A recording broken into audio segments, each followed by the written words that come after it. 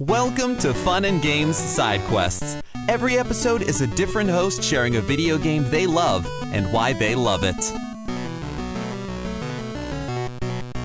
Hello. My name is Wesley LeBlanc. If you don't know me, which you probably don't, I'm an associate editor at Game Informer. But before that, I started my games writing career in 2017. I was a year and a half away from graduating with a mechanical engineering degree in Florida. And I was sitting in a classroom and I saw how much everyone enjoyed what they were doing, solving this engineering problem together using a bunch of math and science. And I realized that I did not love it as much as them. And I tried to imagine myself doing that as a career in the future, and I could not imagine it. I felt miserable at the thought. So I had a whole panic attack, went to my mom and dad, broke down crying before I can even tell them what was going on. They thought that I was having a baby or that I was having a baby with somebody.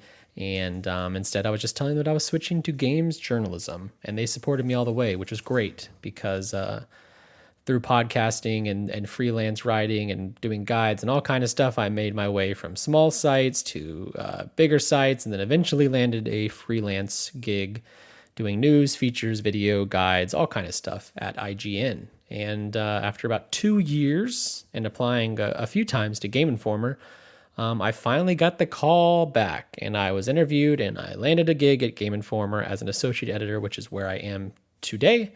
And as of October 4th, 2023, it will be 2 years with Game Informer. So if you do know me or if you're just now learning about me, you can find all my writing and my words and my thoughts and so much more at Game Informer. And yeah, so that's a little about me.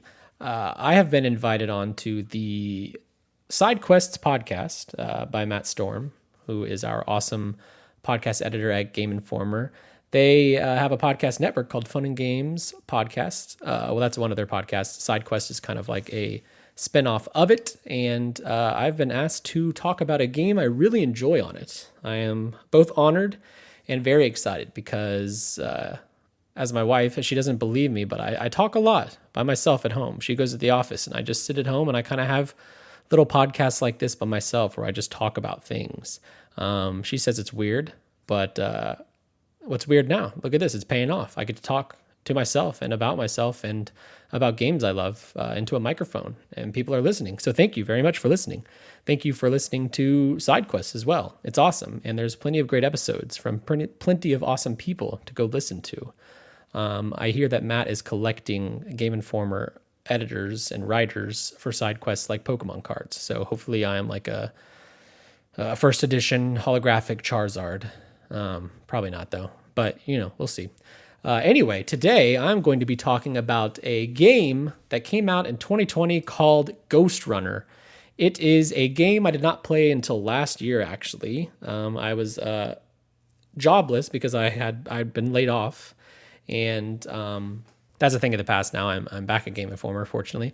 But yeah, at the time when I was laid off, I was very depressed and I just wanted to play something that seemed cool. So I picked up Ghostrunner because I love cyberpunk and I love neon lights and I love slashing things. And yeah, fast forward 2 days later and I put 15 to 20 hours into this game, and Ghostrunner is now one of my favorite games of all time. And it's a great time to be me because Ghostrunner 2 comes out a couple weeks after I'm recording this. It's October 1st, so it comes out October 20 something. I don't know. Don't quote me. I'm not on the job right now. It's a Sunday, so that means I don't have to know the dates off the top of my head. And they also have a bunch of editions, which I think is kind of lame because you can pay extra to play early and blah, blah, blah. But that's not what we're here for. We're here to talk about Ghostrunner. So the thing with Ghostrunner is it is a cyberpunk game, as the name might suggest. It is set in a dystopia where you and the rest of humanity kind of live in this tower, massive tower, like a world-sized tower that houses everything. And as cyberpunk tends to go, society is controlled by corporations who don't treat people very well.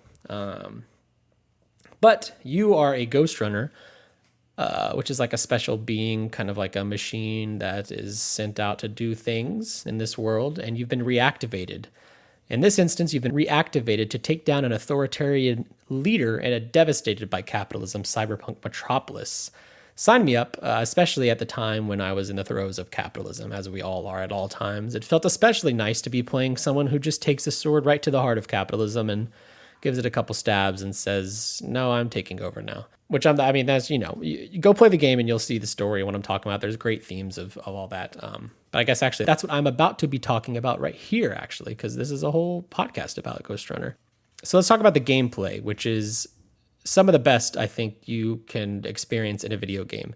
It is a lightning fast, buttery smooth, first-person parkour ninja game, I guess you could describe it. You have a sword, and it takes one slice usually to kill people, but on the same note, they can kill you with one shot or one slice or one anything. It's kind of like Katana Zero, another amazing game that if you haven't played, you should play, where you die where you get hit once and you're out. And so your entire goal is to take out every enemy in an area, in like an arena or wherever you are, and do so without them hitting you. Because if they hit you, you pretty much have to restart the entire encounter. Sounds frustrating, and it is at first. But then you kind of realize that Ghostrunner is not this first-person parkour ninja game you thought it was, and it's almost like a puzzle game built into this first-person parkour ninja game. And I say puzzle because there are various ways to get through an arena, but there's definitely like an optimal way to get through all the enemies before you. When you have 10 enemies and every single hit kills you and ends your run, you really have to slow down and think about the ways to get through all 10 of them in the most efficient manner.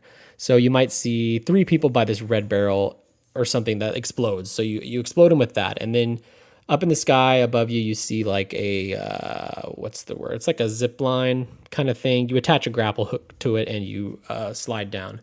So you use that to get high up on the level and then kill some enemies way up here. And then you jump down, you deflect some bullets here or there, take down this person, then you go kill this guy. It's like this giant puzzle where you need to go from point A to point B to point C to point Z to take down everybody. And because you die so easily, the game, fortunately, gets you right back into the action immediately, which is very important for enjoying a game like this. And so dying doesn't feel like failure, it just feels like a lesson learned. And so you're like, okay, I can't take out this guy before taking out this person, so let me take out this person first, and then I can go get this guy. And that just kind of continues to grow and grow on itself until you're in arenas with 30 plus people and you're just slicing through them. I don't say mindlessly, but you're doing it like almost instinctually because you put 12 hours into this ninja game and like you have become the machine that is the Ghostrunner, whose name is Jack at some point in the game. So yeah, the gameplay is really what kind of sold me on it at first. I was just kind of in the mood for something that's like 3D Katana Zero meets Mirror's Edge, but like hyper fast, and I loved it. And then it turns out like everything else going on in the game is something I love too. There is, as I alluded to, a great story about a singular person rising up to take on this like authoritarian regime built upon capitalism, which, as we all know, capitalism is a very a shaky foundation that it just takes a good hit to knock over, as we all learn every year, unfortunately.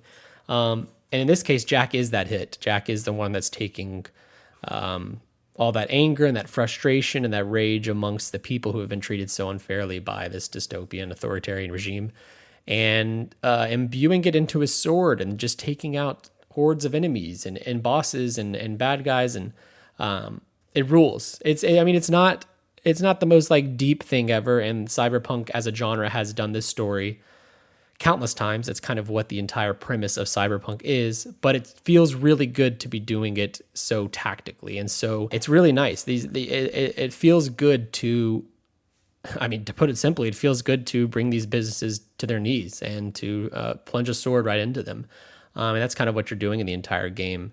And then like that is built into the fun gameplay system I just mentioned. It's also built around a fantastic score. If you like cyberpunk, you kind of know what the score is going to be. It's kind of like that constant like with some like synth and all that kind of stuff, a good beat and some fun synth on top of it, and it repeats itself often because you're dying often and blah blah blah blah blah. That's besides the point. The music freaking rips. It's awesome. I love it. It's exactly what you want in a game like this. It makes you feel powerful. It hits at the right times. When it drops, it's perfect. The silence works well too. I love it. I love this score in Ghostrunner a lot, and I can't wait to see what the composers do for Ghostrunner 2. And then all of that is put into this package that is a beautiful, albeit dystopian and probably terrible to live in world. That is this tower of Ghostrunner. I'll be honest, like all the things that cyberpunk as a genre is trying to teach you, I'm like that. It goes over my head because I choose to allow it to go over my head. Because I tell you what, I love a good cyberpunk world. Like, and I know I'm not supposed to. I know it's like really shitty to live in, and only like 1% of the people live good lives because they have a ton of money. It sounds familiar, to be honest.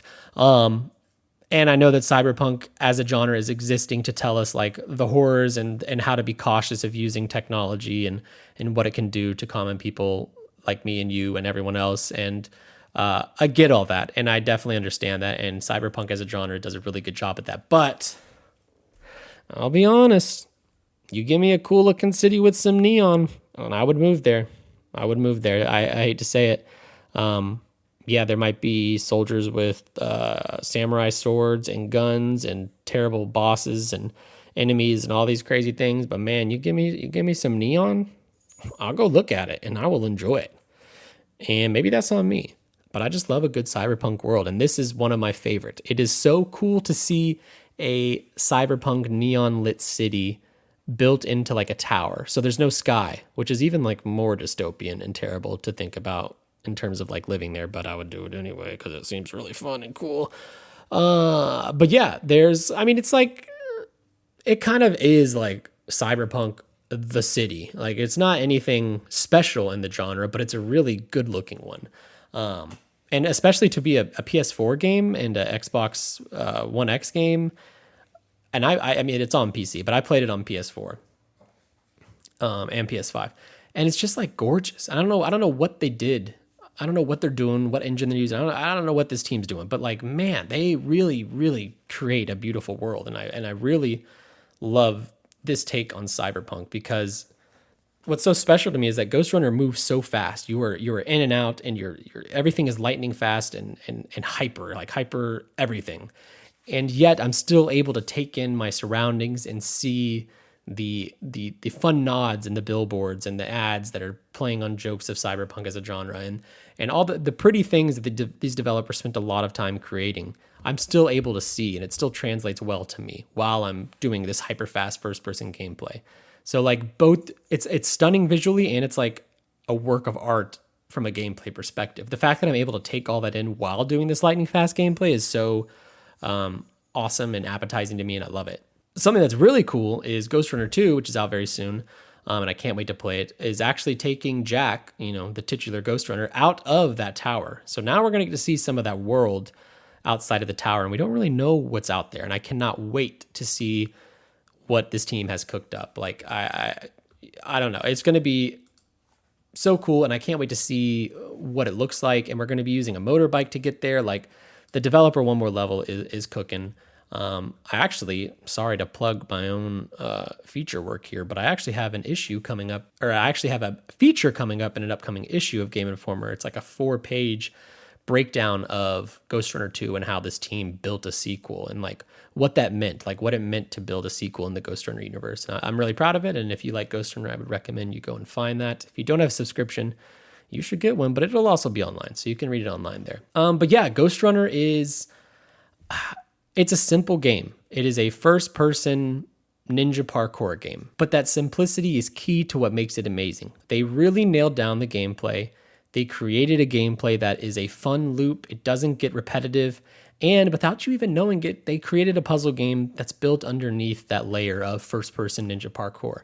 And when it all sings, and it sings often, it's really, really good. And then you get a great score, you get an awesome looking world, you get fun characters. It's a almost perfect package of video game things put into one. And if you know me, then you know like Ghostrunner is a hit for me. And if you like cyberpunk, play Ghostrunner. Like if you like anything cyberpunk or sci-fi, you should play Ghostrunner. If you like Mirror's Edge, you should play Ghostrunner. If you like Katana Zero, you should play Ghostrunner. If you like puzzle games, you should play Ghostrunner. It will make you feel good, and you will feel like an expert, and you will feel powerful. And then you also get to take down some very important business people in this very dystopian capitalist society that is living inside of a singular tower. It's awesome. Play Ghostrunner. If you haven't, you still got time to do so before Ghostrunner 2 comes out, depending on when this podcast posts. I don't actually know when it posts, but Ghostrunner 2 comes out near the end of October.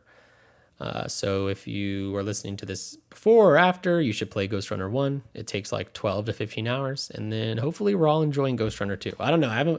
I've played a demo. It was awesome, but a demo is only a little bit of a full game. So I'm excited to see what One More Level cooks up for the full Ghostrunner sequel. But yeah, that is my time. That is me talking about Ghostrunner. It's a very good game. Please play it. And yeah, you can find me on Twitter at LeBlanc West. You can find me on like Blue Sky and Thread and Instagram and all those other places basically under my name, which is Wesley LeBlanc. Yeah, and you should go and listen to Matt Storm's other podcasts because they're great, and including this one. There's like a bunch of episodes of people doing the same thing I'm doing, but for other games, because that's what side quest is, and it rules. And yeah, most importantly, happy gaming.